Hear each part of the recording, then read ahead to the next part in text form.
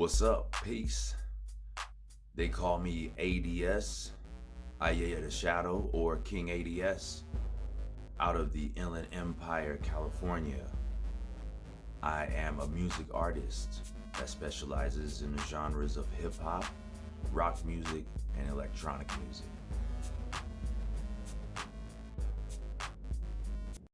Hey, what's up, everybody? What's happening? Peace, peace, peace. You know what I'm saying? Out there in the ether, in social media land, and people that I know and people that I'm hoping to get to know out there. What's up, everybody?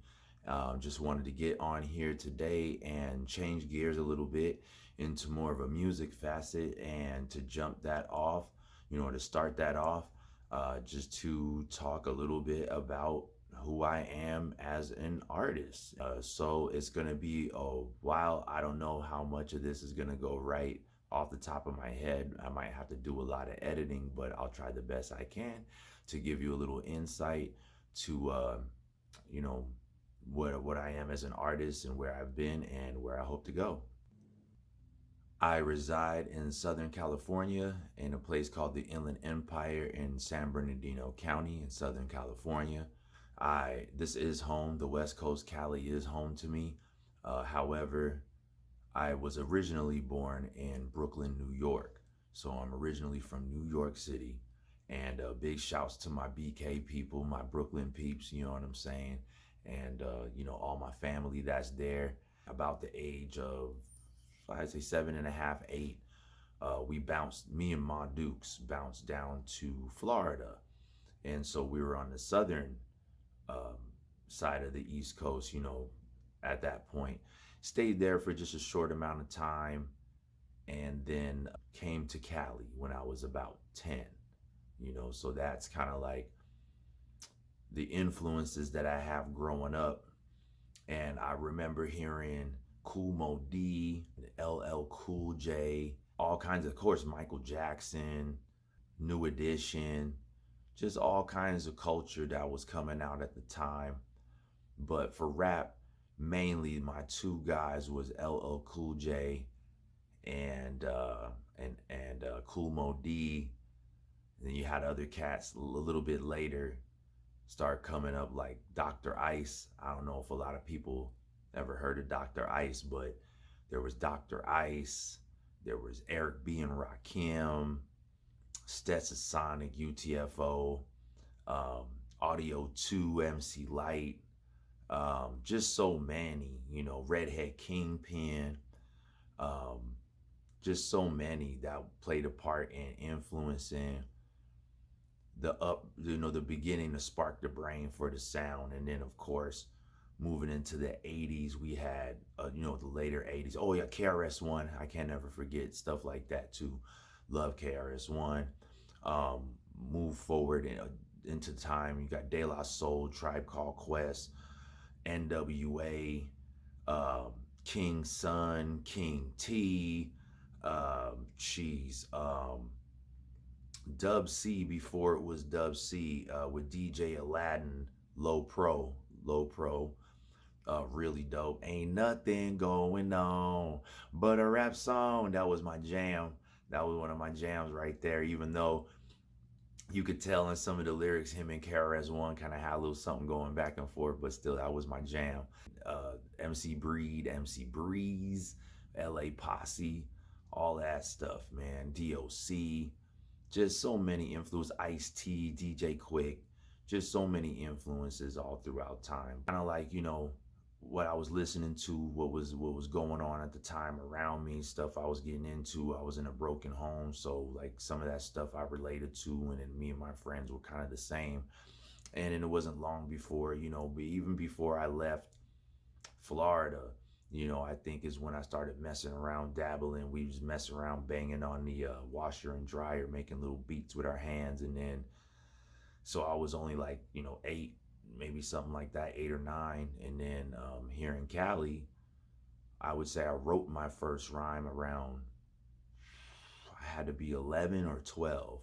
I wrote my first rhyme, and there was these dudes that used to come around the block. One of the dudes' name was David. He was a DJ, and he had his homie with him. I forgot his name. And but they both was real cool. And this was the days of overalls and dance crews and airbrush shirts and all kinds of stuff like that, and British Knights and all this kind of stuff. You know what I'm saying? Man, yeah, I used to be out there dancing with the homies too. In New York it was breaking. Over here it was like grooving and stuff. So we used to groove. We used just whatever we could do to get active. You know what I'm saying? We was in it on the block. You know what I'm saying? And so I wrote my first rhyme like around, yeah, like about 11 or 12. And I remember I was like, yo, I can't wait for these older cats, because these guys, they was older to us, you know what I'm saying? But they was like in high school, or maybe like a senior in high school, but they was doing things. Because one of them, David, he spun at clubs and stuff. I remember him playing stuff for me from the group Jodeci before they became a big thing. And he was really excited because he was working with them. And they were coming out of this area in Southern California. And so it was a big deal. And there was another homie too who was on the block, and his name was Don Juan, and his older brother's nickname was Potato. And Potato was a rapper, you know what I'm saying? They were from Atlanta. Where were they from? New Orleans. They were from New Orleans. And so, all the transplants, we was all meeting up and talking, with we're here in Cali, everything's meshing together. But I remember, anyway, I wrote my first rhyme when I was about 12. And I remember, like, man, I can't wait for these older cats to come back around. I'm gonna spit this shit. And I did, right? And it was, I can't even remember. It was something like, all the thoughts in my brain are running through like a freight train, and doing off the tracks, and I'm insane, and all this stuff. And it was like when Let the Rhythm Hit Him was out, and I was hyped, man. I wrote my first flow and I spit it for him. And he said, man, was that on the radio? Did you get that from the radio? And I said, nah, that was mine. He said, you wrote that? And that's when we got into more of the conversations later about the people he knew and stuff. He would mention people like Dre, Michelle A, DOC, all of them, you know what I'm saying, even way back when. So I could see that this was something that was in my blood, you know what I'm saying? I felt like it ran in our family, you know what I'm saying? But at the time, people really weren't talking on it, speaking on it too much. But I always felt like, man, this has got to be something that runs in our family, you know what I'm saying? But so, and then nowadays I could say that that's true, because I have other relatives who are extremely talented, amazing, you know what I'm saying? Like phenomenal. And so I love that. And it's nice to be a part of. So that's a blessing and a half, you know what I'm saying? But back to this. So then, skip forward past those years. I really didn't take it too seriously, but I stayed writing rhymes.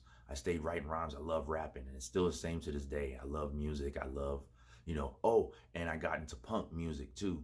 Right when I was, here in Cali, and going through like junior high, and I made friends, and they would listen. Everybody listened to different shit, so I listened to hip hop and rap and stuff like that. But then it was like, yo, check this out. Some cats listen to metal, and it was cool. They would listen to like Def Leppard and Megadeth and all kinds of stuff, and Guns N' Roses, so we got hip to all of that. And then other homies I knew, and that,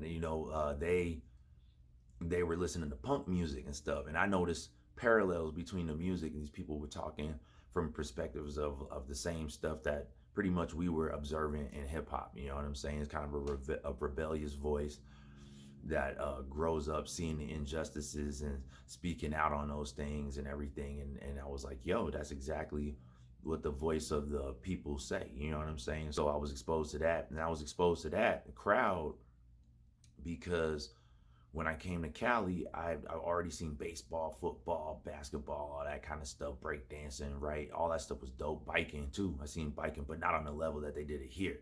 You know what I'm saying? Because when I came here, I was like, where the beaches, where the superstars at? 'Cause I had no idea. We thought everywhere you go in Cali was beaches. Like, for sure, dude, everywhere you went. And it's not like that, First place I landed was Laverne, and you could see the mountain range, and you're like, uh-oh, where the hell am I?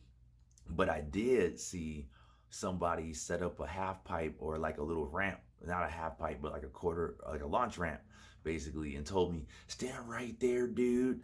And then he came down the way, and he jumped over my head on a skateboard, and he landed that shit, and it looked fresh as hell. And I was like, what? And after it blew my mind, I'd never seen no shit like that. I wanted to learn how to do that. So while I was learning how to do that, I was just always getting active, getting into something, you know what I'm saying? But while I was learning that, that's where I started to meet more people, different social circles, and it was so different for me from where I came from, but it was awesome too. So I was in for the adventure, and yeah, so the biking people doing the BMX freestyle stuff and skating and stuff, all of that, I was with it. So so that's how I ended up getting exposed to like punk music and all of that kind of stuff. Throughout junior high into high school, basically, I was still writing rhymes and I would spit rhymes and then meet other people that flowed, and we get ciphers going and stuff like that. So we just got this culture going. A lot of love back in the 90s. It was awesome. I mean, we would get ciphers at lunchtime. I mean, it was great. You know what I'm saying? Then you had the underground open mics and stuff like that. And then I met people like Snagnito, Snag from Antibiotics, Snag Bless, and Stat, James Milbury, and all the homies, Jamie and Mad Poet, all the good fam that I met, and they're kind of like mentors to me and helped me sharpen my swords as to being in tune to real underground West Coast hip hop and stuff like that, which was really awesome too. And we were just zoning across the board. And also Byron G Tracks, who lived in my apartments in Rancho, in Rancho Cucamonga, you know what I'm saying? And he was dope on the beats, and he was one of the first producers I knew that was in the area that I could actually reach out and get open with, reach out to and get open with. So I did just that, you know what I mean? All right, picking up, as you could tell, there's some editing in this video and everything, and I might get interrupted in between things and have to do some splicing and things like that. I recently had to delete stuff off of my phone and upload things to the drive online and then transfer that over to the hard drive on the computer so that way I could edit the videos, stuff like that. So if there's some things that look a little different in some of these clips, just bear with me, come along for the ride. Just know that it's a process. And so there's more that meets the eye than what you see sometimes that's going on behind the scenes. Picking up where I left off last time in the timeline, I'm in Rancho in my teenage years and high school years. I left off with Byron G Tracks, who was an awesome producer, and I hope that they're still making amazing music. Talked about the Fontana fam, the Antibiotics fam, all those people, the Zone Stat fam. Also in the area had my man Sith One MC, who is on the song Won't Get to Me on the Smoke Screen Quarantine album, produced mainly by Lightspeed, you know what I'm saying, who's also another IE cat that's out here in the Inland Empire. It was Sith that was in the area with me in Rancho, and the homie Reg. What did he call himself? I forgot what he called himself, but the homie Reg back in the day, real G, you know what I'm saying? And all the family, real G's, you know what I'm saying? But like, he used to hold it down too. We all used to get ciphers in the area.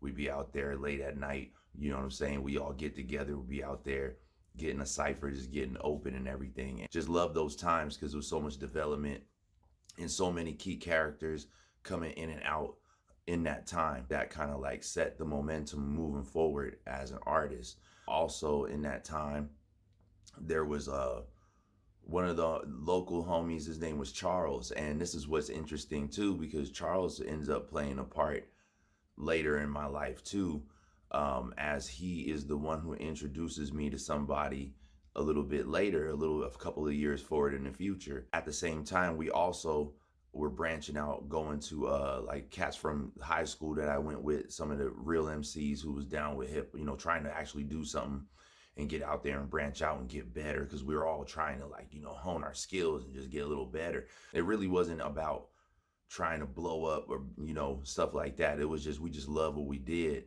I'm sure for other people at that time that were a little bit older or further along, they had deeper aspirations than we did at the time. For us at that moment, yeah, it would have been nice, but just keeping our feet on the ground wasn't about just like straight up dreaming. It was just we were enjoying what we were doing. Especially with my upbringing, I never considered being an entertainer as like, that was said that was for dreamers and stuff like that.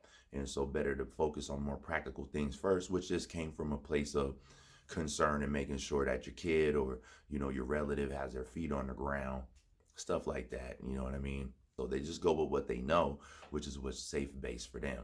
You know what I'm saying? So they try to come from a good place though. So, you know what I'm saying? Knowing that it's all good. You know what I mean? Also, we would get out to the open mics in Claremont, Pomona area and stuff like that. That's our LA County, neighbors right there. I'm in the Inland Empire these days, but the first place I landed, as I told you, was Laverne. So that was LA County. So you had this IE LA County connection kind of thing going from the jump. I skipped over something. Wait, no, we were at the open mics. Did I do where we? Yeah, we were at the open mics at that time. We met more fam there, you know what I'm saying, which translated as we went forward into the future too. I feel like that's the first time we were at a place called Foundation, and I feel it was called Foundation, which consisted of, if I'm correct, if I'm wrong and somebody knows this time period, please correct me. But I'm trying to remember. I was just having a conversation about which one came first. We were trying to figure out which one was it again, because it's such a long time ago. We used to go to an open mic function at the colleges, at the Claremont colleges, called Foundation. You know what I'm saying? And a lot of the fam, Traveling Circus was there. People from Homeless Nation used to be there, and stuff like that. Two amazing crews that held it down. We were called Connected Souls, and certain arrangements back then as well, and called Legacy Family at times too. Um, so we were out there doing our thing too, but we were just trying to grow and just get better, connect with people, and met. And that's the first time we met Random from Area 51 as well. He was at the open mic, did his thing. He was performing that night, so he was way further ahead than what we had seen at the time too. See for yourself was there. I'm trying to remember. I think Okie Doke was there too. Big shouts to the fam. You know what I'm saying? Anyone who I mentioned, big shouts to you. Much love. You know what I'm saying? And there's so many people that I met on this road. I don't know if I'll get everybody in here, but know that it's love, man. You know what I'm saying? Life wouldn't be the same if I didn't meet you, and I'm very appreciative, and it's all part of the journey. And but yeah, man, so many great, amazing people that were there holding it down. Chapstick, Poseidon, man, Apocalypse, you know what I'm saying? Like, just so many people would slide through and just do their thing and bring so much flavor, man. There's so much originality, everybody's different styles. I remember, the things that are amazing, things that come around 360, things like how Snag used to, like, not just Snag, what I'm saying, but Snag used to mention, when I was young, he used to mention that AC Alone, Freestyle Fellowship, those were some of his, most influential, people who inspired him a lot, and stuff like that. And so he looked up to those kind of artists, which they're amazing artists. Big shouts AC Alone. As you just saw recently, I finally got a chance to connect with the legend, the man, the wonderful talent known as AC Alone. And I've connected with others in the Blowed fam in the past and stuff like that. And big shouts to everybody. Big shouts to Abrude, big shouts Medusa, big shouts Micah 9. You know what I'm saying? I'm still holding it down. I'm still doing what I do. So, also, this is what I was going to say. I think I skipped something, because there was one point in time where me and Byron G Tracks were working on songs. And one of the songs we had was called What Happened. And it was, if I can remember the hook, oh my God, it's something like this. Whatever happened to the real hip hop? Whatever happened to the real hip hop? Whatever happened to the real hip hop? MCs, B-boys, they used to rock it on the block. The break dances, fat laces, the culture never known us. What happened to my RA piece? You know what I mean? It'll come back. It's like riding a bike, but it's deep in the folds of the past. You know what I'm saying? But I believe it was like, I don't know. I feel like I was still in high school or right out of high school. But that's the first song I approached 88.7 KSBC FM college radio, because they used to have really dope, and there were other college radio stations, by the way, that used to have great programming schedules and had a lot of varieties of different shows with DJs, and they actually were in touch with the public. They used to be on the microphone speaking to the audience, taking in calls and all that kind of stuff, and have interviews and different things like that. So, because they would hold events at these colleges and have different concerts and different things like that, or also to bring light to what is happening in the college community area and surrounding areas, so people can be involved if they're on some positive shit. You know what I'm saying? So it was really cool. And so one of the DJs, I feel like it was before my man Kayvon, big bless to Kayvon, big shouts Kayvon Fizzed, you know what I'm saying? Oh yeah, that's right. On the Foundation family too, in the underground scene, Gabriel, you know what I'm saying, was in there, you know what I'm saying? But let's jump. I'm sorry to jump around. I don't mean to do that too much, but anyway, I can't remember who was there before Kayvon. I can't remember their name, but they was big bless up because if it was Kayvon played my song first, or if it was someone before him that played my song first. It's such a long time ago that I can't remember. Either way, hands down grateful, hands up to the sky grateful. You know what I'm saying? But it allowed me to reach out. I never thought that that could happen in a million years. I just never knew that I had the potential to actually connect with music and do that. Like I said, I wasn't raised to be like a dreamer. You know what I'm saying? So I had a more of a practical mindset and stuff like that. So, but other people used to tell me in high school, I could see you as a rapper and this and that. And they knew I rapped. And when they would listen to the radio, the rapper Ahmad came out from Fourth Avenue Crew Jones crew. You know what I'm saying? And they used to think, was that you? Because his name is Ahmad. Was that you? And my real name is Ahmad. You know what I'm saying? So they used to be like, is that you? And I'm like, nah, if that was me, I wouldn't be here. You know what I'm saying? Like I'd be out rocking shows and doing stuff. So it ain't me.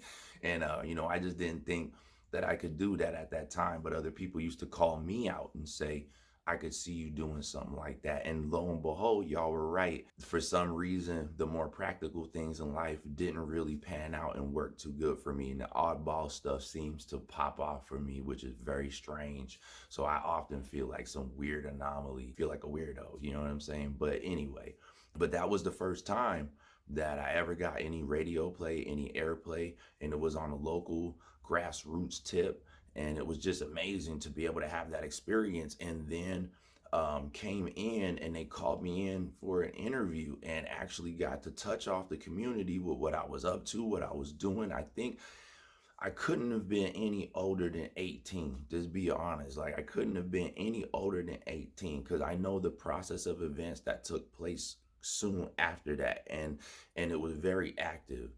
And so I don't think I couldn't have been any older than 18. But I just took a chance, you know what I'm saying? I had this, amazing beat maker, amazing producer in my apartments is, you know what I'm saying, always keeping it, with the culture, keeping it real with the culture on hip hop, building skills. We was always about it, you know what I'm saying? So I was just like, yo, I want to see what happens. I just want to see what happens. You know what I'm saying? It wasn't on no, I'm gonna blow up. Everybody gonna fuck with me. It was never like that. I just wanted to see what could happen. You know what I mean? And man, couldn't believe it. But we got some love. You know what I mean? And then one of my friends at the time, who was a skater, you know what I'm saying? He had a half pipe in his backyard. His name was Matt. You know what I'm saying? If you ever see this piece, you know what I'm saying? What's up?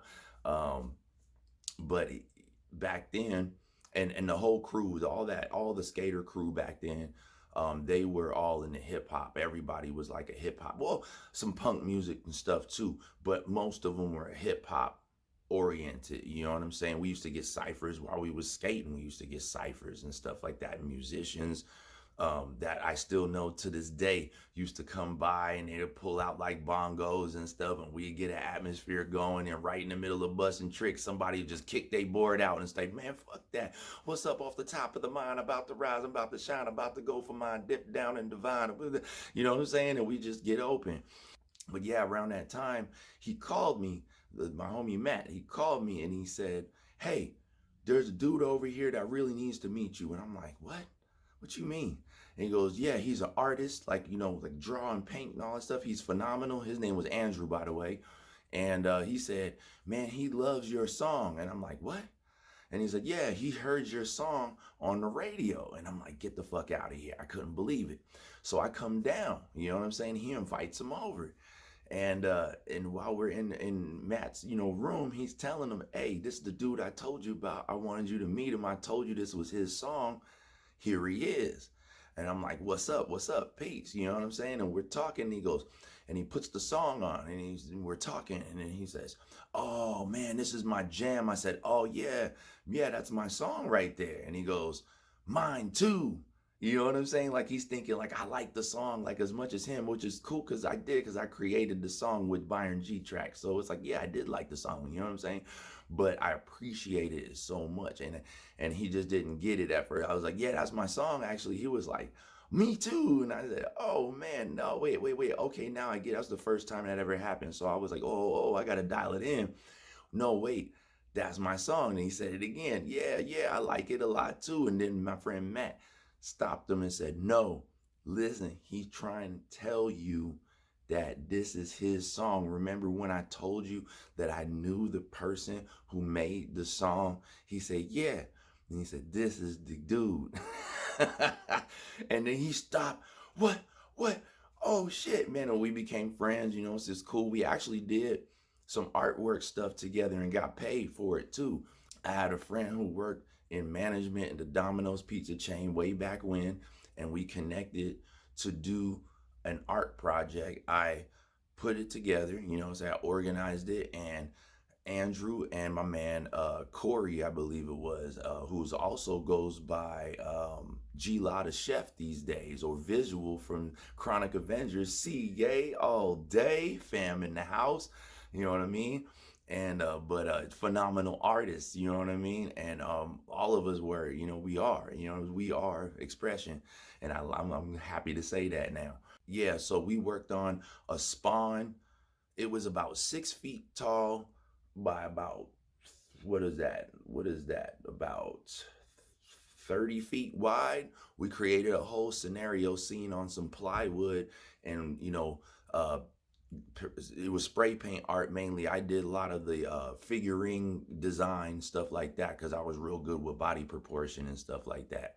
Um, Cats were real good. Cats was real good with color, schemes, all that stuff. Man, it was just the whole thing was dope. But it was Spawn and the Noid, and the Noid was trying to get the pizza from the people like he always does, right? He's trying to come up to their door, and you see Spawn's cape coming around, and from one side of the house, and on the other side of the house you had the Violator about to get the Noid. You know what I'm saying? So Spawn's cape was coming to get the Violator before he get the Noid. With the Noid was about to violate the people home because he was going to steal their pizza. But anyway, we did that, and it was amazing, and it was for a Halloween contest, and a lot of different companies and stuff. They had the whole thing going on. We put a fog machine on it. We had iridescent, we had black lights on the paint with the iridescent glowing paint. So Spawn's eyes lit up, Violator's eyes lit up. You know what I'm saying? It was sick. It was dope. You know what I'm saying? And big shouts to my man Anthony that's out there. Big shouts to your family. Everything is a big part of my life. You know what I'm saying? The him and his brother Richard. You know what I'm saying? The whole fam. LJ, Eric. You know what I'm saying? Edgar, Tony. Everybody, man, everybody out there. I love y'all. You know what I'm saying? I love y'all. It's my Palm Springs fam, and now there's some of them down in SD, down in Diego and stuff. So shout to Diego people, shout to Palm Springs people, all that stuff, man. Let's go for a ride. You know what I'm saying? Let's go. Let's do like what's his name? Let's ride. You know what I'm saying? Like Wilson, let's ride. No, but on some real shit though. So yeah, man. Back at that time, though, all these things were taking place, and then I believe I graduated high school, went through some changes. Things were kind of awkward. I really didn't know where I was gonna fit in or go. I kind of lost my footing, kind of spiraled a little bit, unfortunately, guys. Yeah, because I'm human just like the rest of everybody else, right? We all just go through our challenges, and we have to learn about how we just have to deal with our challenges in the best way, you know what I'm saying? And not crumble to the pressure of the challenges that we have and just become a product of that, you know what I'm saying? And I almost did, just like a lot of people do, you know what I mean? And it's very dangerous and very easy to do. I just kind of lost my little footing for a minute, went off and said, well, maybe it's easier and better to be a little more reckless, and got myself into some things, you know what I mean? Not the best time, you know what I mean? And throughout the high, on and off throughout some of the high school years, people that we associated with and stuff like that, which kind of cultivates those type of atmospheres and ideas, and bad ideas and shit like that to begin with, where you start spinning your wheels thinking that you're doing something, but you're just spinning in the mud, really. So everything you get goes right back, like stuff like, it's a very frustrating cycle. while I was going through that cycle, one of my friends that I mentioned earlier, Charles, who was one of the neighbors in the area, who was a hip hop head, loved Dell, the Funky Homo Sapien, all kinds of stuff, man. It's dope, right? He's the first person that he had the song Eye Examination by Dell, the B-side that he had on one of his waxes, old waxes, right? Back in the days, man. And that song, I still love that song. That song is so original and so cool. But he was the first one who actually had it, and he was like with his Walkman. You know what I'm saying? Like with his Walkman, and he was like, yo, peep this out." You know what I'm saying? And I listened to it, and he's the one who introduces me to the homie Wool, DJ Wool. Big shouts, DJ Wool.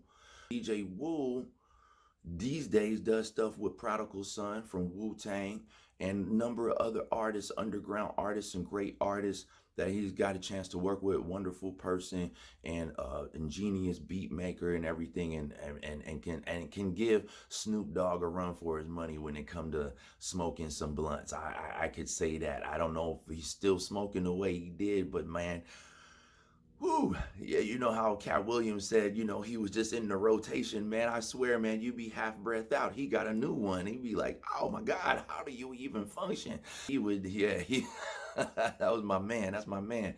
You know what I'm saying? But yeah, man, got introduced to Wool through Charles. And at that time, also, our crew was growing and building from people that I went to school with, people that I met out in life. Because also people in our crew were people like the homie K Mill, rest in peace, which we lost K Mill, unfortunately, years back due to a bad car accident. And he was always a protector. And actually, the way I met Ed, it was Ed. Okay, so his name was Ed, but it was K Mill was his rap name. Prof, Prof was like my little brother. Um, Met Kool-Aid from GTP, Grind Time, up in the high desert. Okay. Who else was from this area?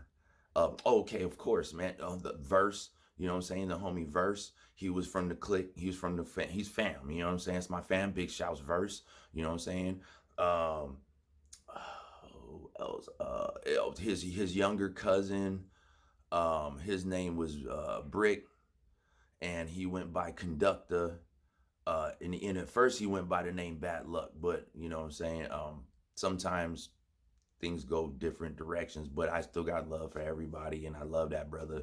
He's also like a little brother. The way I see him, he's like a little brother too. And so no matter what, I love that brother. You know what I'm saying? And yeah. So at that time, though, these were all. Oh, and the way I met K Mill, I'm sorry, I jumped around again a little bit, but the way I met K Mill is about when I was about 15. So my sophomore year, I felt like my temper and certain things wearing thin, and I started snapping a lot, and I started almost getting myself into some real stupid shit. Man, started talking back to my mom's, and my mom's is all I really had, and I just felt like if my pops was around, he wouldn't have stood for that. So the next best thing I could do is try to find a discipline or something. I needed to find an art, a martial art. I needed my ass whooped, basically, is what I was trying to say, because I was a big kid. You know what I'm saying? I'm 6'2". You know what I mean? So I'm thin, but I'm stronger than I look, and I'm 6'2", and so I'm not tiny dude. I'm not saying anything about that either, but just saying that at that time I wasn't easy enough for my mom to deal with. You know what I'm saying? So I felt like I needed someone else who could deal with me. So I was like, I need to get back to discipline since my pops put that in me since I was young, martial arts training and discipline and stuff like that, and respect and all that. So I was like, I need to find something. So I found a Shotokan studio in the area that had just opened up not that long before I found them. And so it was awesome, but they had a full class. I liked the feeling of the senseis that were there, the instructors and everything. So I stayed there, and that's where I met K Mill. You know what I'm saying? And I met other fam there too. You know what I'm saying? If you watching this or ever get to see this, what's up, peace? You know what I'm saying? I'm right here. I love you, man. You know what I'm saying? But that's how I met K Mill. You know what I'm saying? So me and him were like Ken and Ryu. You know what I'm saying? When it comes to Street Fighter, we go back and forth, back and forth. And man, we had adventures. We competed in tournaments. We competed in the Vegas Internationals. Met people from all around the world. went and traveled to different studios to cross train, because we call it cross training back then. It's still mixed martial arts today, but we called it cross training. So we would pick up different aspects. We'd have sessions with each other and pick up tips and stuff like that. There are people who were, way more advanced, of course, what I'm saying, but to us, we were, getting to it. There was one time I'll never forget. Um, there was another cat in the class. His name was Ed. His name was Ed McNabb. He was a white dude, right? And he came from American karate, and this dude had amazing speed and resilience. Like, he would, like, talk about roll on the ground to dodge something, jump up in the air, pop up and kick you in the air. Like, this fool had like energy, like, and great kicks. Real sharp, real strong, real fast kicks. You know what I'm saying? Real solid. But all of us, it was me. So it would be Ahmad, Ed, and Ed. Peep that shit. Like Ed, Ed, and Eddie, but it's Ahmad, Ed, and Ed. You know what I'm saying? And we would train. We got crazy about training. We would train 4 hours a day, going hard. You know what I'm saying? Going hard, sparring a lot, like all the time. You know what I'm saying? It got pretty crazy. But I remember us, we had a little side adventure I like to talk about and share. We were training in the park, getting ready for stuff. And then we literally heard on the radio out of Ed McNabb's car that there were Power Ranger tryouts in Pasadena. And we looked at each other and we started laughing. And we said, "You think so?" And we laughed. We looked at it, said, "Let's go." And so we didn't think about it. We just went. And we got there. And we didn't know nothing about show business or nothing. We seen people in line. They got like weapons. They've got boom boxes. Everyone got these manila folders though, right? This is the one thing that really stood out to us. Everyone got these manila folders. What's in that folder? It's their bio and they 8x10 glossies. I'm like, what the fuck is that? You know what I'm saying? I didn't know what the fuck that was. I was like, so this is how it goes. Okay. So we had no idea. Like, we were like very much out of our element, and we are fish out of water. You know what I'm saying? I remember getting towards the door and I peeked in. I said, I want to see what they're doing. I mean, we have blood stains on our gis. You know what I'm saying? Like, we literally came from training to get there and be like, what's up? And we looked in, and this cat put on a boom box, man.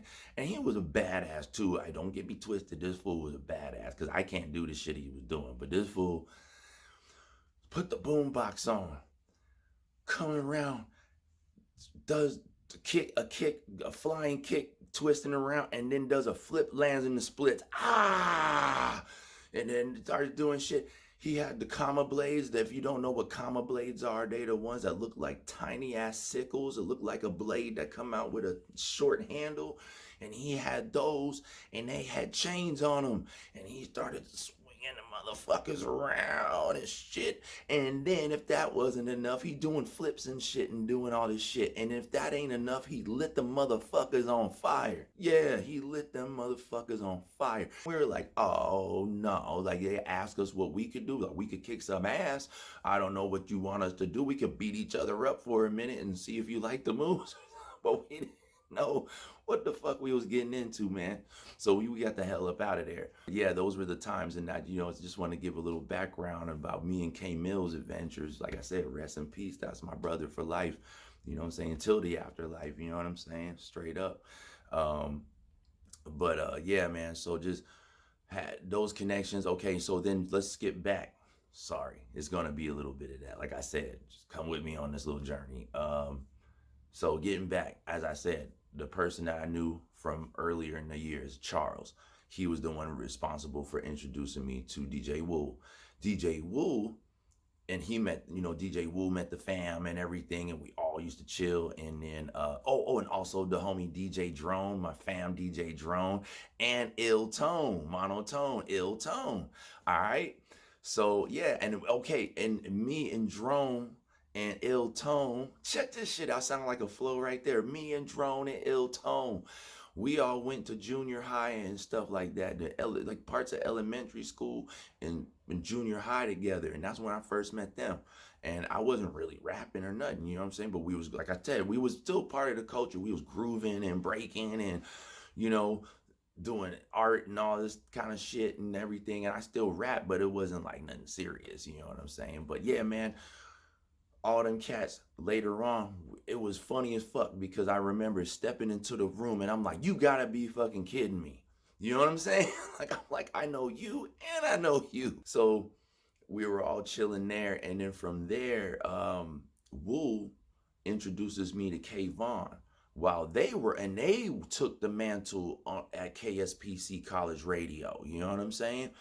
And so they had their show over there, and they were even more immersed in the culture. At the time, I believe Kayvon worked at Loud Records or something of that nature. So just a whole different vibe back then, man. So much variety, man. I mean, this is the time like Cameron was just coming up, like DMX was just coming up. Like, man, there was a 50 Cent was starting to break into things, man. It was just such a different time. It was a good time for music. There was just so many original things. Dell, Hyro, you know what I'm saying, Souls of Mischief, Casual, all those cats, man, Pep Love, all this stuff that was just coming out, Freestyle Fellowship. There's just so much influence from every angle, even in the industry. You had South Central Cartel, you had Kid Frost, you had just so many different angles, you know what I'm saying, all at once, and doing it their own original way, having an original sound, their own look, their own thing. Like,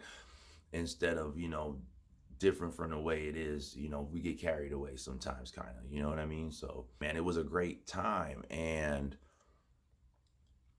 from there, Kayvon is responsible for introducing me to Joe Latanero, who was a beat maker, who was a great beat maker and a great guy. And, hope that I wish him the absolute very best too. Life isn't always the easiest for anyone out here. And we all ride that roller coaster, man. And you're not alone. Nobody's alone. Is what I meant to say, is like nobody's alone in that, or special or separate from that. And so all I can ever do for anyone is just hope for the best, wish the best utmost, and send that love and admiration. And but yeah, it was Wu who was responsible for bringing through Joe, and Ali was his name, I believe, the other gentleman. And Ali was starting his own label, and that it was like the rise of independent music and stuff at that time too. So he was starting a label called Heat Records, and so I was going to be one of the featured artists on that label. So I got signed to Heat Records, you know, um, at that time. At that time, I was about 19 years old. I was 19, almost 20. And while we were recording the album, I think I turned 20 at that time. But it's the first time that I ever had a project invested in, backed, and professionally recorded at a facility, and time was actually money and all those kind of things. And I also brought the fam through for any part of that experience. And one of the people I just thought of right now that was there for that experience is the homie Lesk One. You know what I'm saying? From back in the days, the homie Lesk One, dope MC, dope person. You know what I mean? And big shouts, big love. You know what I mean? But yeah, all that stuff is amazing to me. All these little things that I just keep going and piecing themselves together. And then from there, let's see. From there, did shows. You know what I'm saying? Got set up to do shows. Like some of my first real shows, I did a talent show before, and that was like ridiculous. I should have never did that. I mean, that's how I learned, like, talent shows are for dreamers most of the time. You're better off just working and grinding and actually just having a lifestyle involved in music. So I just started to stick to that road more. And so yeah, did my one of my first real shows was at the Claremont colleges in their one of the Coliseum areas, and it was Tony. I think Tony the Schizo was there. Delinquent Habits, which was part of what's their crew called again? It's like House of Pain and all of them. You know what I'm Psycho Realm and all those guys. But it was from their circle though. Delinquent Habits, dope. I love they dope ass songs. You know what I'm saying? Good vibes. And who else? Rifleman was there, from the Fellowship fam. You know what I'm saying? From the Blowed fam, I should say. Who else was there? There were so many people there, but I got a chance to do what I do then. And if I could find the old picture, I'll take a picture of that, and I'll share it. You know what I'm saying? If I could find it. But yeah, just that was like the beginning of things really taking, going in the right direction as far as actually being an artist that's in the underground doing stuff. And what else took place then? Because there were other college radio stations as well, but it wasn't long after that. One of the oh yeah, big shouts Mo, because he's all Mo Tep. He's also from Traveling Circus, because it comes back to that actually. Um, the fam Ralph, I think that's Poseidon, but he's the one who introduced me to Neb Love. You know what I'm saying? Believe it or not, it was him. You know what I'm saying? He introduced me to Neb, and that's what set my path off with her, who was like my big sis in the game. You know what I'm saying? Like I love Neb to death. Much love to Mo. Much love to Poseidon. Much love to Neb Love. You know what I'm saying? To Mo. You know what I mean? Let's get it. But yeah, so many little things make up the big picture, and those are the most powerful, most important things that I always cherish and hold on to. This whole journey is just unbelievable, and it's unbelievable for you too. Like, you can do things out here that you just never thought you were capable of. It's like I told you at first, and I still feel like that sometimes. Like, I just never saw myself as a rapper. You know what I'm saying? I didn't know that I was a fucking rapper. You know what I'm saying? I didn't know that shit. You know what I mean? But yeah, I'm a testament to you're way more than what you think you are. And so with Neb, she took me under her wing and, man, whipped my ass into performing shape pretty much. Like, showed me the ropes, took me around. I was the fly on the wall. She kind of managed me a little bit, you know what I'm saying? Put me in places, and hey, there it is, spotlights on, go, you know what I mean? And I had to show and prove. It was like the Motown it up. Even in the old studios back then, we recorded on. I've seen the whole change. I came around right when everything was changing. So I went from the whole analog world into the digital world in a matter of, like, I don't know, 6 years. That shit didn't even last that long. The first album I did was released as a wax and recorded on 2-inch tape. You could not, oh, stop, pause, go back, cut this out, fucking let me do it again, punch, drop me in. Everything you did back then, you had to know your shit. That's why I say you had to Motown it up, because you literally performed the shit out of your song perfectly. And when you wanted to do your layover vocals, your dub vocals, you had to match your tone and everything and not fuck up. There you go. I love the technology now, okay? Because it's less expensive, it's less taxing, all those things on your ability, all that stuff. So I do love the technology, but it's good to use some discipline and just try, you know what I'm saying? But yeah, I was Motowning it up. She would take me around here, go here, we perform, you know what I'm saying? Like, I remember the first time she handed me the mic to perform with her. I watched this woman, like, I think she's like 5'6". You know what I'm saying? I watched this woman, huge presence, giant presence, and I'm watching the whole crowd. It's like a real show. You know what I mean? Like, the place is packed. It's going off. There's like big players in here. Like, they're really rocking. Everybody's dope. You know what I mean? I'm like, what the fuck? You know, how am I gonna? You know, what am I gonna? I was like hyping it up. You know, I was like Neb's hype man. You know what I mean? The youngsters hype man. I'm like, what the fuck am I gonna do? I'm watching her do this shit. I've never done nothing like that. Like, at that level. You know what I mean? And then she turned around and said, handed me a microphone and said, bust that shit you was busting at the crib. I was like, what? You know what I'm saying? So I was so nervous. I grabbed the mic. I remember my mouth got dry, and I did what I did. I did it. I came through. I think the years of martial arts and other things got me used to some kind of pressure, the open mics, the underground, you know what I mean? I think that kind of warm me up a little bit. You know, like, you're gonna mess up. If you're gonna mess up, you're gonna mess up. But you'll learn how to be better under pressure. So maybe you don't. You know what I mean? And that's kind of like what happened. I just rose to the occasion. I remember though, from my side, the microphone was in front of my face, so you can't see my mouth, right? But I got a dry mouth. I was so nervous.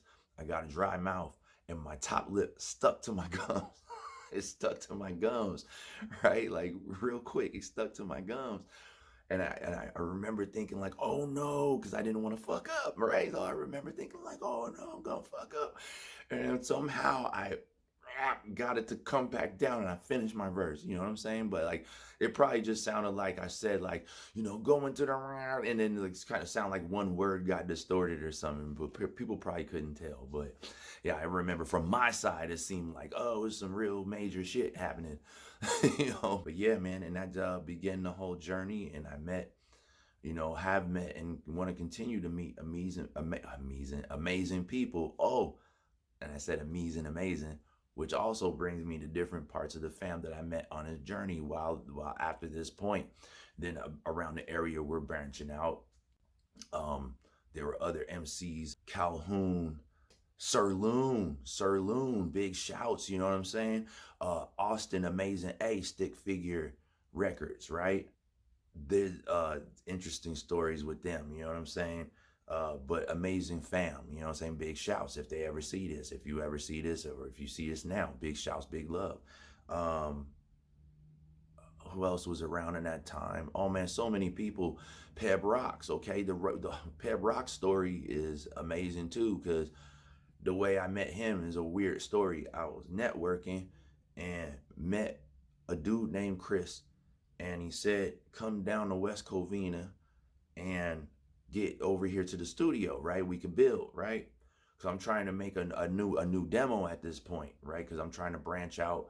You know, roads hit forks; they go different directions, not in a bad way. Just like maybe you move or people get busy, their life changes, so things just kind of change a little bit. So at this time, I'm just trying to find more people who are dealing with the level of stuff that I started to be exposed to. So one of the producers, his name was Chris, his production label was called East West Records, right? There were amazing artists there too, by the way. Big shouts, man. So he says the business complex that he's in, and I'm like, so what do you look like, just so I know I'm in the right place? I don't want to be knocking on the wrong door. He said, oh, I'm light skinned, I have green eyes. You'll hear the music before you get to the door, because we're all here right now. So check this out, man. I can get to the place. I'm walking up the stairs. Down the hallway, I hear the music. I go knock on the door. This dude answers the door. Guess what? He's light skinned, got green eyes, man. I'm like, oh, okay, I'm in the right place. You Chris? He says, yeah, I'm Chris. I'm like, yo, what's up? I'm A.D.S. We spoke on the phone, this and that. And he looked at me sideways, like, I don't think so, And I'm like, wait a minute. And we get to talking. I come in. He's got beats, man. But he makes like R&B and pop stuff at the time. He's amazing. And I'm like, yo, I'd love to work with you though. Because he hears me rapping to his stuff. He goes, I've never heard anyone rap to my beats like that. I've never heard that. And so he says, dude, I'm down. Let's try something, right? So then I get his connection. But then as we're talking, he puts it two and two together and realizes that I'm talking about the neighbor down the hall. Now, get this. I go knock on their door. The dude answers the door. He's taller, but he's also light skinned, green eyes, named Chris. What the fuck are the chances? What are the chances of that? This type of weird stuff.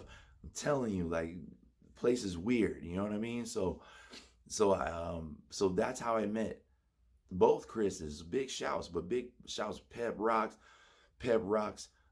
found connected with ZI. You know what I'm saying? He's the one responsible for bringing ZI to the forefront. ZI Rough Rider West. Big shouts, big love. You know what I mean? It's amazing. I'm telling you, man, these stories, this journey has been a wild, crazy, cool, amazing, unexpected journey. You know what I'm saying? And I'm thankful to be a part of it on any and every level. You know what I'm saying? But I met so many amazing people on this journey. My God, like I said, there's so many parts that I don't know if my brain will keep up with all of it, and the video will be like 8 hours long, and I know y'all don't want to hear that, but I just wanted to give you some insight to how I got started, who I am as an artist, where I come from, and then where I'm headed. So from there, let me see where we're at here. Okay, also in that time, there were so that's how I met Peb, and these are all players that are part of this whole journey. And there were other college radio people, B-Boy, Mike Nardone out at KXLU out in LA, the Mike Nardone show back in the days. He used to play a lot of underground hip hop out in LA at, I think it's UCLA campus. And so I hope they're still doing their thing too. Big love, big shouts. And there was B-Boy, who was over at 88.3, I think it was Riverside, UC Riverside, used to have hip hop show. Amazing stuff. You know what I mean? Amazing stuff. You may not know this now, but this stuff was going down. And I'm saying right now on camera that you need to bring all this stuff back. We need atmosphere. We need good atmosphere. We need this stuff back. You know what I'm saying? We need to have connection with the scene, with what coming from the people for the people. You know, nothing against any power moves in general, but there's a line you should not cross, and you're gonna exploit a culture rather than nurture a culture, and you can grow continuously when you nurture. The fine line, there's a fine line. But yeah, so many different players in this field. And then a couple years later, I became a dad. I was living in Sherman Oaks at the time. I left home and I moved out, and I was in Sherman Oaks area. Big shouts to Shorty, LS, who was one of the star members of Rumpletilskins, was a group in the early 90s, the Rumpletilskins, and then became an affiliate with Outlaw, you know what I'm saying, with Tupac's Outlaws and stuff. So I met Edie, big shouts Edie, big shouts Noble, you know what I'm saying, Young Noble. Um, just amazing people, awesome talents. What was their producer's name was Q? I think one of the producers' name was Q. You thought I didn't remember you. What's up, fam? Just so many people, man. I became a dad after that. I got the call that I was gonna become a dad, and that's what brought me back to the Inland Empire. And while I was out there, it wasn't that long either. I wasn't out there for that long. And while I was out there, I also was working at, get this, your man was working at, because I needed a job. I was doing other things, but I knew I needed a job. You know what I'm saying? But I was up to a lot then, but I needed to wise up. So I was like, yeah, let me get a job here, right? And I had a job on Ventura Boulevard at Tower Video. I'm telling you. But there, I met cool people too. It's just so crazy. I just don't understand how this shit works. It's just part of me. Um, but in Tower Video, there was a professional, he was an aspiring professional stand-up comedian. You had another dude, his name was Howard. I think he was a musician, but he was affiliated with Fishbone. He came from New Orleans. Really great guy. Really great guy. We connected so much. I miss that brother too. But everybody, there was just like so much creative energy everywhere you went. And me, of course, I was doing stuff, meeting people, going places, fly on the wall, soaking up the game. I was a youngster and just learning everything I could from the realest players you could that were actually living it and doing it. You know what I'm saying? So I was right there for those conversations. I was right there. I remember one day meeting DJ Pooh. I met DJ Pooh once with Red from Friday, who helped write the original Friday. I met Red when he was making Three Strikes, the movie Three Strikes. I met him then with LS. LS was like a familiar with DJ Pooh, and that's the type of days that can take place at times. You know what I'm saying? It was just crazy. You know what I'm saying? So, but but let's see. But yeah, I was working at Tower Video, and believe it or not, I met the dude, I don't remember his name, but the dude from Mad TV that used to do Caffeine Guy and stuff like that. And he'd be like, do a bunch of stuff. He was on the Slim Jim commercials and everything. Yeah, I met him. I met Hector Elizondo. Yeah, man, I met Hector Elizondo. And Hector Elizondo was super cool, man. And he was like, cool cat, you know what I'm saying? And I told him what I was up to. And I told him I didn't want to bother him, but I'm out here and I'm already doing things and I'm just trying to get a leg up, pay that rent. And he said, oh man, you remind me of me when I was your age and stuff. And I was like, I took that as a huge compliment. And it also changed the way that I could see myself at that time too. And I think it's very important for everybody to be able to do that. That's why I share these positive messages with you, because I'm living proof. And I'm telling you that you need these affirmations. You need to give yourself more credit. You know what I'm saying? But he was like, in other words, I was a grinder is what he was saying. I was like, oh, you remind me of me when I was your age. I was out there making it happen. I was just trying to get a leg up. And I think he gave me a connection. And then I met, believe it or not, and the best part about this, let me tell you the best part. Don't play yourself. There's a side lesson in this one. there was a time when Tommy Lee, you remember the Tommy Lee Pamela Anderson tape? All right, honest to God, I never watched it. I don't want to watch it. It's not because I'm above anything, nothing like that. It's just I just don't like crossing certain personal lines in while I'm in a certain field. And at that time, the amount of people and places that I would be in and meet specific people, you would just never know what would happen in a day. Now, the anxiety that I've heard about beforehand, like the things that guys run into in real life versus fantasy, which is they watch a girl in prawn, and as Coach Adams would say, in prawn, right? And adult entertainment, right? Um, they're watching this person in their birthday suit doing whatever they do with whoever they do it with. Of course, we know this is a job and it's for a price and it's a certain lifestyle that they chose to take on. However, in reality, they may not look like that and may not conduct themselves like that. So, what ends up happening, though, either way, is when the guy is approached or approached with that scenario, when they actually do meet that person, they either gawk over, like they either fall head over heels. But in either way, you go way out of parameters, man. You get real goofy or you shut down. You know what I mean? So you're almost like, oh my God, you praise them like a goddess, or you completely shut down and go into a shell and you don't want to even approach them because you're like embarrassed for an unknown reason that you can't put your finger on. Is because you crossed a certain line ahead of time. You didn't know them. There's no connection with them. There's no real substance there with the person, yet you've already seen them in a certain intimate setting, and that messes your brain up. So these people watched the that tape. They were asking me, have you seen this? Everybody was asking everybody, have you seen it? Have you seen this and that, right? So no, I didn't. But I said that. They thought I was crazy for saying that. Well, guess who walked through the door one day? Oh, yeah, you better believe it. Pamela Anderson actually walked through the friggin' door with her bodyguard, and and I looked across the table. I remember this. I looked across at one of the workers.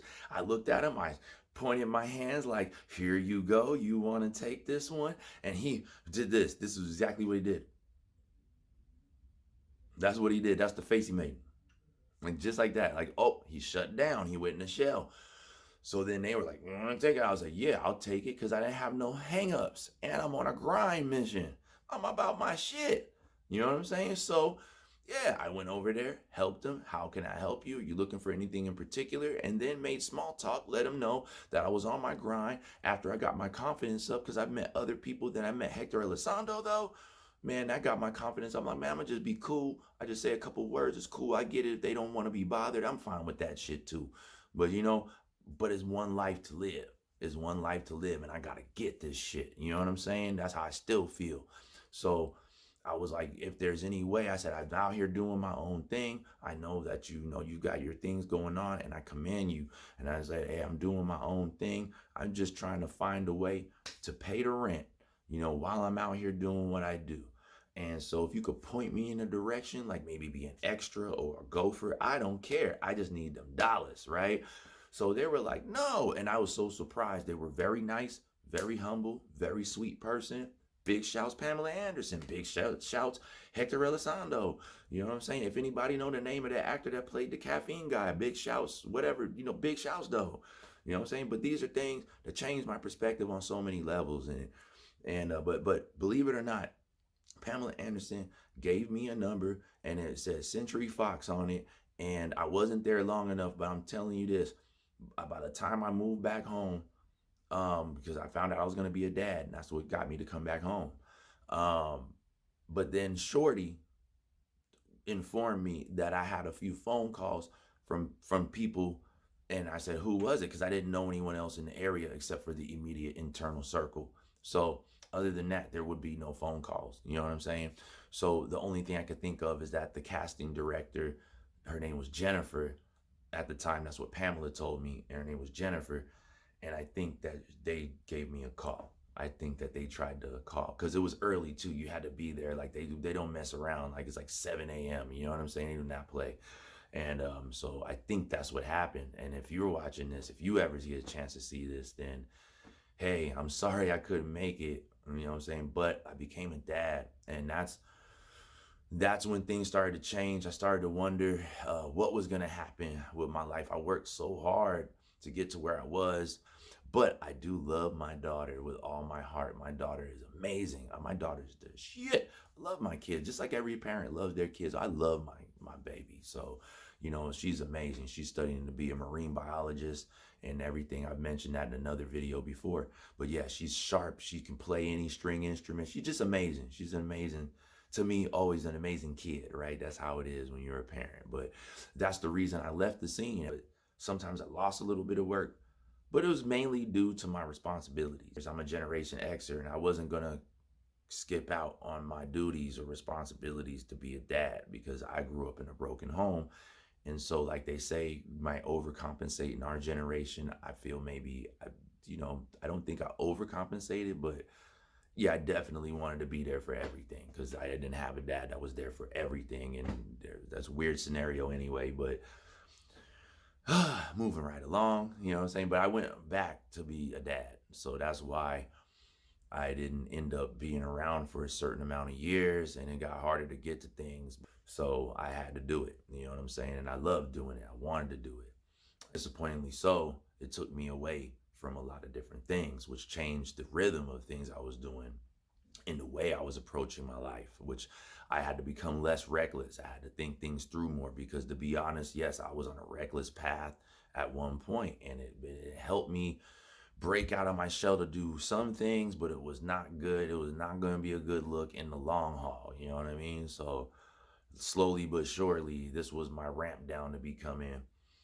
a gent. Like there used to be a show called From G's to Gent. This was me changing from a G into a gent. You see what I'm saying? So I was evolving. Yeah, and amongst that time, I had another friend who was in the area. We're moving right along the timeline now. There's still more, and we're still going to this day. So get ready. So so moving right along.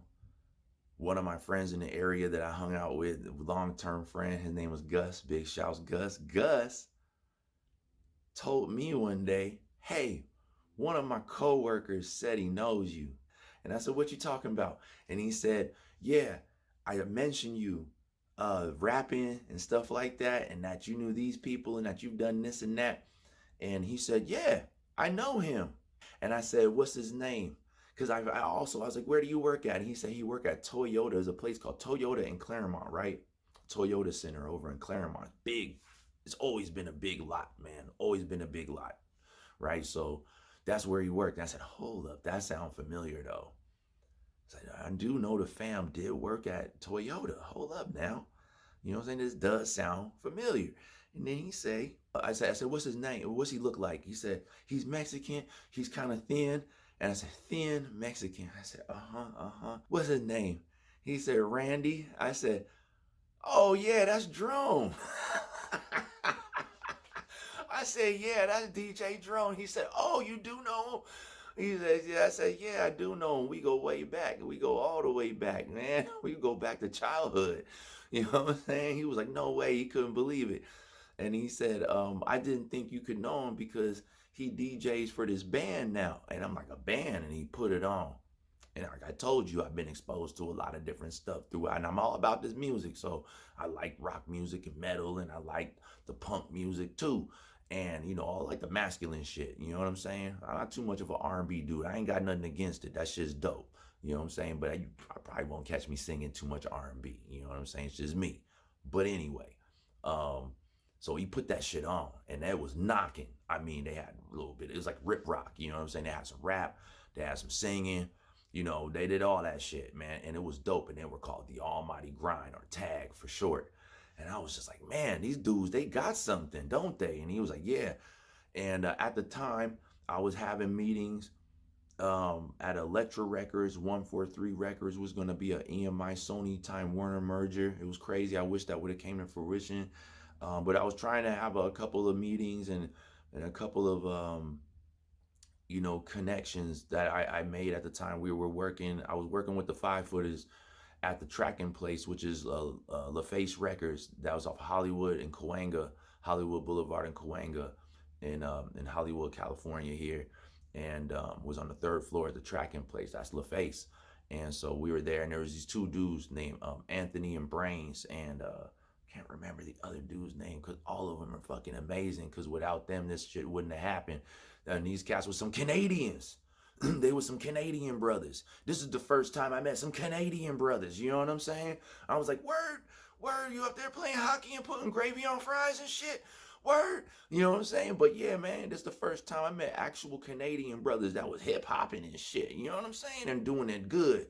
And so, man, these cats was like, these cats literally listened to my demo tape. You know what I'm saying? They listened to the shit I had on my tape and they said, you ain't got no deal. What the fuck wrong with this industry? You know what I'm saying? It's the type of shit I got tired of hearing. I used to hear this so much. And then the people who was in position already had golden goose eggs or things going on. So it's either wait your turn, which you could get shelved and it never happens, and not out of bad intention, just bad timing. You know what I'm saying? So a lot of my timing was really fucked up. You know what I mean? A lot of times. So, but these guys, and they knew all about that kind of stuff and they dealt with it. So they were like, yo, I don't want to let this guy slip through our fingers completely. So they gave me a list of numbers to call. They had me a guy to call from Aftermath. I forget his name, but if I could ever find the old numbers, I'll have to. But big shouts, man. Ty Knox, Jay Brown, like just a whole bunch of people that I got to actually the two meeting, I actually went into Electra, sat down, spoke with him, and I remember trying to shop the band along with me, whatever else I was working on. You tried to shop it to see whatever we could get out of it, whether it's like they want to buy some beats or they like the song, they want to license the song and use that, or pick someone up as an artist, just whatever. So I had to put on a different cap as I learned then to play agent for myself or for others. And then the more I thought about others at that time, is what I mean from going from a G to a gent, by the way, is that I learned that, thinking of others' needs and what they're capable of doing and trying to connect that and help them also betters what I can do too. So, it keeps things in the loop and helps others get to where they need to get to. And so not thinking of myself as a better way to succeed versus thinking of myself and getting the big picture to help others succeed and do what they need to do. And then that just kind of keeps the circle stronger in general, and it keeps you in good standings and you're doing good things instead of being selfish and one-sided. And you know what I mean, it's just not good energy. Your energy is just better in this sense, you know what I mean? So I just like that, and I fell in love with that and just continued to grow in that aspect. So yeah, I remember I tried to do that, and then it wasn't long after that, a few months went by, I was doing hardcore dad shit, stay home. In that time lapse, I remember I got a call from the lead guitar player. His name was Fernando Navarro. So that's Fernando, and that's my bro too. That's my bro for life, and we still connect. We still build. You know what I'm saying? And he informed me at the time that their singer left and their drummer left, I think, and their bass player left, and they had a new bass player, and they were auditioning the drummer and the singer, and they reached out to me to see if I'd be interested. And sure, yeah, I was interested. I just didn't think that I could do it to the expectations that was necessary. That's what I thought, really. Like I was like, yeah, of course I'm with it. I always told myself if I get the chance to do stuff in front of a rock audience, oh man, I would love that. But I just didn't know if I could actually do it. You know what I mean? I wasn't known classified as a singer. I was a rapper. So I didn't know if I could do it. But I did sing. You know what I'm saying? I did sing. So there was actually an opportunity for me to practice those chops and to expand those things, you know what I'm saying, and see what I could do. Here's how it went, man. We auditioned, and then I told them, I remember telling them this, I'll fill in for you until you get another singer. From there, I just got stronger. We got stronger, and it just was a 15-year run, man. I was their singer, you know what I'm saying? I was the second generation singer for Tag, the Almighty Grind. And the first generation singer was Orlando. Big shouts Orlando, you know what I'm saying? Orlando's a phenomenal guy and a very talented individual, musically and visually. He's also an artist. He does crazy graphics and stuff. I've seen stuff he's done for like G.I. Joe and all kinds of car companies and stuff. And man, it's crazy when you meet people like that. They just do whatever they put their mind to. And I guess you can do it too. Yeah, you can do it too. Just an amazing journey. And with the Almighty Grind, we played with numbers of well-known bands: Head PE, Shovel, Zebra Head, Trapped. Oh my God, just so many, so many. There's so many. Porcelain. There's so many people we played with over the years, and love them all. You know what I'm saying? Kill Switch, Engage.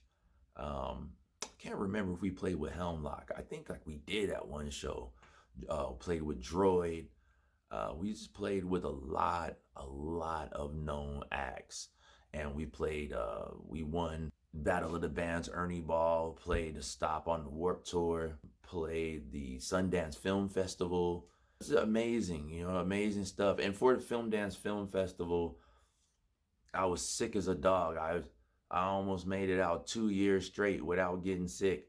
And I was about to talk big shit. Like, I'm a freak of nature. I don't get sick, bitch. You know what I'm saying? Like, I was about to talk shit, trying to get cocky. And wouldn't you know it, I got sick as a dog. It's like it made up for all the time I didn't get sick. And I was so bad. And I got just good enough to do the show, and I was literally laying in the bed like before and after, and I was a mess, but we did it. You know, I did my job, and we were there, and we had fun, and we met great people, and we did a radio interview and all that kind of stuff. And I got a chance to speak with representations of Lamborghini, and I sported a Lamborghini watch when I was on stage and taking pictures and stuff like that. It was pretty cool, you know what I mean? And I really wanted to connect more with Lamborghini and do more things with their name, and try to do more things and model their stuff. And dude, I just wanted to do more, you know what I'm saying? I always want to do more, and I still want to do more. We do more. So it's just been a crazy journey. And with hip hop, like I said, I came in playing with some names, had the opportunity to play with numbers and names in hip hop as well. I played with, like I said, Delinquent Habits, Tony the Schizo, Rifleman, all of them. Shared the stage with people like Micah Nine, and some of these were because of Neb. You know what I'm saying? The Five Footers, Neb, L.A. Zoo, Africa Bambaataa, Brother J from X Clan. Oh man, Feel the Agony, the Blow Fam. You know what I'm saying? People like that. Bahamadia. But I wasn't on. Well, no, yeah. We were in the same place because I was repping with Neb. So yeah, we were in the same place. But Bahamadia, just a lot of people, a lot of people, and on my own too. KRS-One, De La Soul, Pheromone, Chino XL, Numbskull of the Loonies, just so many. And then Up to Date, just getting warmed back up. As you see, like when you see these people out here that you feel you haven't heard of, you should know like they're phenomenal players in the field, and they've done amazing things. And so when you see them out here, what you're seeing is a warm up, and these guys are just getting going. And so you should support them. You should get over there and support them, show them some love, go along for them journey. You know what I'm saying? Come along with me. Let's all, you know what I mean? Like, I'm telling you, there's so many amazing people out here that do unbelievable things. And they just may have been a little bit shaken off the Etch-a-Sketch a little bit, because we have a few interesting, unfortunate things that can take place, right? I just carefully word myself, right? But we know it to be true. We know it's true. You know what I'm saying? Whatever side of the fence you on, you know what's up. So, you know, don't write these people off. Check them out. Come along for the journey. You know what I'm saying? These people are real life. They stars. They shine bright. You know what I'm saying? You need to see them, and you need to be a part of that journey, because you're gonna miss out if you don't. They're giving you real substance. They got experience. Walk the walk, talk the talk, and walk the walk. I'm one of the same. You know what I mean? But like, I just performed with a lot of people. Performed with at the Industrial Evolution show put together with the fam, and all those guys are amazing too. You have no clue. Like when you see Boom Falazy, man, the level of expertise that goes into the craft musically and in other ventures is phenomenal.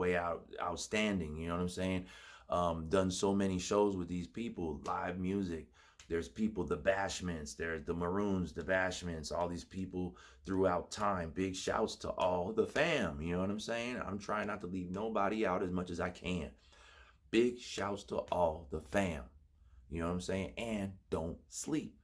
Catch High Plains Crew. If you ever see something from the Bashments or the Maroons, peep that out. You know what I'm saying? Don't sleep. Man, there's people in the rock divisions too. I can't remember everybody's band name, but man, there used to be another band named Hollow. These brothers was way ahead of their time. You know what I'm saying? As well, we was rocking, they was rocking. Same like in the hip hop. You know what I'm saying? See for yourself and all them cats traveling circus and Homeless Nation was rocking. We was rocking. You know what I'm saying? We was doing stuff at the Fox Theater in Pomona. We were doing stuff with some names here and there too. Everybody was out here popping. xradio.biz fam. Shouts. Chalk. That was down there where the xradio.biz was at. Shouts. You know what I'm saying? Love. You know what I mean? And yeah, man. All this has just been an amazing journey. I'm looking forward to doing more. Oh, 96.7 FM, K-Cal Rocks. Big shouts to the whole fam. Jimbo, the whole Morning Stiffy fam. You know what I'm saying? They used to have the Free Friday, Freaky Friday, Free Friday girls or something like that. Man, big shouts. You know what I'm saying? I remember all of them. I got to still love you. I still love you. I'm playing. Yeah, man, just big shouts to everybody. You know what I'm saying? And I'm on this journey now. I'm back again after the deficit hit and everything turned upside down. You had the writers' strikes back then. Ports like longshoremen and all that stuff were striking back then. The wages and things weren't right. We hit a deficit. All right. Now, when that happened, doors shut. All the doors shut. They got real quiet real fast, and everything went upside down on its head, and everyone had to fend for themselves just to survive. And in that time is when we all felt isolated and personalized everything we went through, because we had never got slapped like that in our lifetime, but we did. We got our chance too, to know that it's not a personal slap. We're all in it together. We all got collectively slapped. We got a big collective slap. You know what I'm saying? Big collective slap all the way across all the cheeks, all at once. One foul swoop, all them cheeks slapped. You know what I'm saying? So believe that. People lost their ass. Everything went upside down. And that's when I ended up in a bad scenario after I was wisening myself up, changing my whole stride, changing my tune, realizing how serious and how real it was. And it was all good things, a good, beautiful thing. And that's when I was almost homeless. Everything went upside down. I almost ended up on the street. My neighbors took me in, yada, yada, yada. If you've watched me before, I might have shared this with you, but you know the story from there. So from there, I was almost homeless. I had to make up a way to survive. At first, it was junk removal. I was a metal scrapper, and it was just a way to make budgets for music. That was the idea being kicked around before the survival mode actually happened. Then when it became survival mode, that's all I had time to do. It was all I had time to do. I'm sorry, guys. I love all of you, and I couldn't reach out to you. I didn't have all my resources. All my stuff was packed away in a storage unit or here and there. I didn't have everything. You know what I'm saying? And have the advantage to just be like, let me just leave and come hang out with you. Because if I did that, I would not, one, not eat. Two, I would be on the street. That's it. You know what I'm saying? So I just could not do anything with you. I could not be there. And that sucked. That sucked. And that, and the whole time that happened at first, I looked at it like a punishment. I thought that I was being stripped. It felt like a Superman stripped of all of his powers. And if you had to prove or like Thor, when he got stripped of all of his fucking abilities, and then he had to come back down here and prove he was worthy to get his shit back. That's exactly what the fuck I felt like. I still feel like that, actually. This is not the full representation of me. You know what I'm saying? All the shit I just told you, this is not the full representation of me. But this is how I learned how to take things in stride better. I ended up coming out of this a little stronger, a little thicker skin, and a bit more determined and more resourceful, because it threw me into learning more about practical businesses and services and things. And now landing on my feet like a cat should. I'm a Leo. We land on our feet. I have a junk removal service. You know what I'm saying? Is that my main claim to shit? No. I'm a music guy. I'm a fucking music guy, for real. For real, for real, for real. And this is what I learned, though. But I learned you can always learn new things. You know what I'm saying? Always. And I'm continuing to learn. And now I'm learning how to do all these videos and communicate with you, and learn how to have the patience to stand here and get my thoughts together and make sure that they come out in a what do you want to say, legible, but like an understandable, listenable fashion. You know what I'm saying? Or entertaining enough for you to sit there and actually hear my story, or to hear goofy stuff or whatever I'm doing. You know what I mean? But it's not something that everything you do that's new may not come to you naturally. For some people, it might. But for other people, you're going to have to put in some time. Whatever you do, good days, bad days, ups and downs, left sideways, all that stuff, right side up, moving straight through, forward, breaking through, or falling on your face. You got to do it though, or else it'll never happen. So that's I'm still learning on these journeys. I'm still going. Yeah, I don't have all the best lighting. Yeah, I don't have professional cameras around me. Yeah, but it's all a process. And I told you and shared with you, rather. I don't like saying told, but rather shared with you the things that I've gone through on some of this journey. And so, what I hope to do now, as I've been connecting with a lot of people on social media, a lot of my audience is getting older, even though I still look nice and young, and I'm very thankful for that. And I know there's a bigger reason for that. So I'm trying not to waste that. I'm trying not to waste it. And I want to use the energy in the right way, and that's to connect with you. And so I need that new blood. I need all that blood to come in, to come back, all that good energy, all my fam, all my friends, everybody come in. You know what I'm saying? I need you, the new person that just seen me for the first time. Come on, come with me, come in, settle in, let's connect, let's communicate. I want to work with cats on the underground. I want to work with cats in mainstream. Let's keep going. This isn't something new to me. I want to continue on. If I need to catch up to speed on something, let's get that done. Okay, I'm about that. You know what I'm saying? But I'm definitely not someone who's going to get up on here, high post to you like, like I've done something when I actually haven't. I have, and I continue to, or I would like to continue to. So, man, we're just getting started yet again, right? All these years later, still just getting started. That's how you should always feel. You're just getting started. So just wanted to give you some insight on who I am as an artist. I'm King A.D.S, A.D.S, Aiyea the Shadow out of the Inland Empire, with an extensive fucking history in the music field. You know what I'm saying? And all the way up to this day. And so I enjoy reaching you with this. I hope you enjoyed the content. Please smash that like button, subscribe, come along with me. And I just look forward to spreading the warmth and just getting with you and doing more. You know what I'm saying? So if you're with me already, I deeply, deeply, deeply, deeply appreciate you. If you have been with me in the past, if of course, you my number one day ones. And don't ever get me twisted. If you don't see me online, it's because I'm doing something like this, or I'm working the service or stuff, and then things are necessities. You know what I mean? I'm trying to be there for a lot of different bases. Everyone's a human being with a lot of sides, and you have responsibilities. Hopefully, if you do things right, you end up with some responsibilities. So hopefully, you got some responsibilities too, and I got to get to mine. Because if I don't, then I don't get to you. The boat go down, the machine go down, the boat goes down, I go down, everything goes down. I'm just not that guy. So, like I said, I'm back on the boat with you now. You know what I'm saying? So, man, much love, peace, and hope you enjoyed the content. And gonna get back at you with some more topics. All right, man, peace. Yeah. Also, at the time when I was connecting, right before I was connecting with the Almighty Grind fam, and right before I started working with the Almighty Grind fam, I was doing a lot of work with the Elevated Soul Camp. Big shouts to the Elevated Soul Camp. That was Confucius, Godchild, and Oracle. That's right. I remember they all had these dope ass names. The Confucius, Godchild, Oracle. Yeah, my Filipino brothers from all over, cats from Chicago and the Midwest, here in Cali.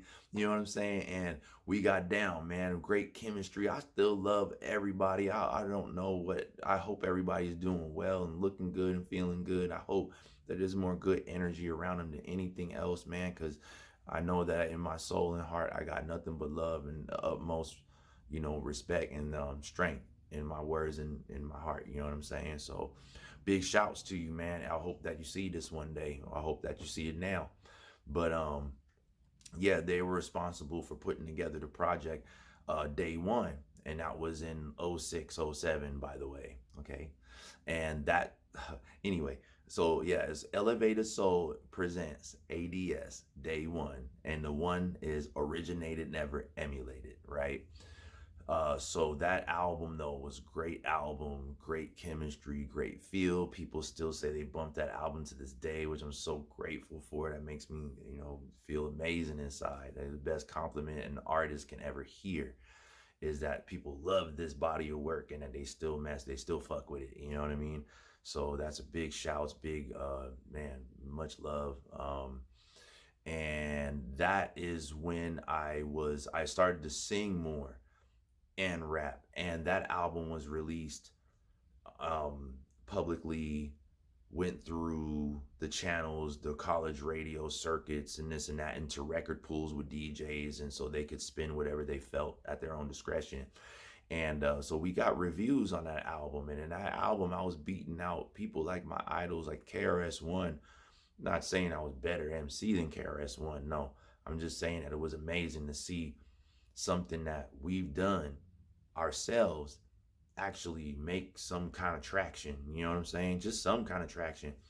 The other stuff was just icing on the cake to say, wow, what do you mean that people actually, I actually am, if he's number 7, I'm 6 right now. If he's number 12, I'm 11 right now. This is insane. I couldn't believe it. You know what I mean? Could not believe it. But it was awesome. And yeah, and then soon after that, okay, I'm gonna come back around, you know what I'm saying? But you have Drake, shout Drake, but you sing and you rap and you from Canada, and our sound scan, we did the best in Canada. Y'all was open. So I'm wondering if you heard me.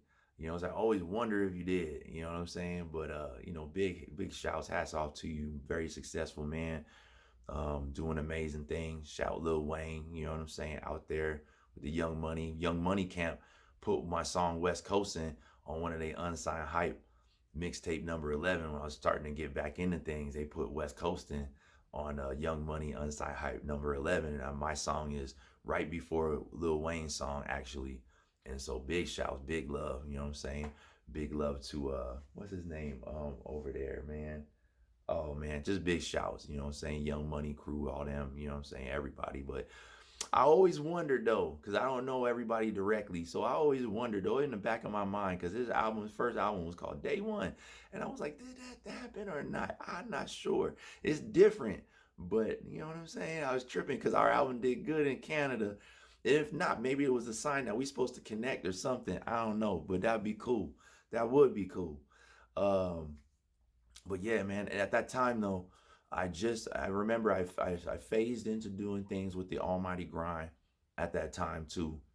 And so then it became a goal. Get this, guys. I'm saying it to you. It became a goal way back then in like '06 to be the first brother to be successful in both hip hop and rock. See what I'm saying? That's what I wanted to do. And I still want to do that. So come with me. Let's do this shit. Let's rock. Let's do this. So yeah, I still want to do it. So yeah. So but who you have? Who'd you let in that space, man? Come on, man. You know who? Come on, man. You know what I'm saying? You know, hats off to anybody getting and grinding. But come on, man. You for real? I mean, let's get real, homie. I'm real with this shit. I'm full real. You know, so let's do it for real. But anyway, I wanted to bring that part up because I couldn't leave out the Elevated Soul fam, the Elevated Soul camp. I can't leave out my North Hollywood kids. You know what I'm saying? Out there in North Hollywood, the whole camp out there. I love all those people. You know what I'm saying? I don't know if they want their name shouted out. So I'll just say I love my peoples no matter what time or distance between us. I love you. You know what I'm saying? There's nothing but warmth coming from this side. So but yeah, man, just getting back to it. Just had to get this part in. It's probably going to look funny in editing a little bit, but I don't care. Got to get it done. All right, peace.